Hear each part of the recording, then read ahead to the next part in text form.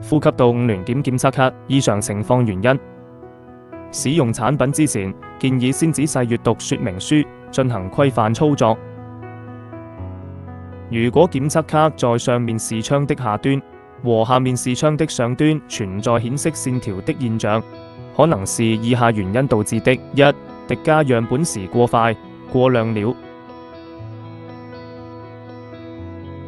二、樣本中含有血液、黏液、食物或其他雜質；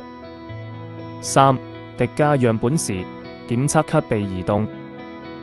四、檢測卡長期在高溫、高濕環境中，操作時在高溫、高濕環境中，打開檢測卡包裝後沒有及時使用，使其受潮等失去準確性。檢測的環境本身就高溫或者潮濕，影響檢測卡準確性。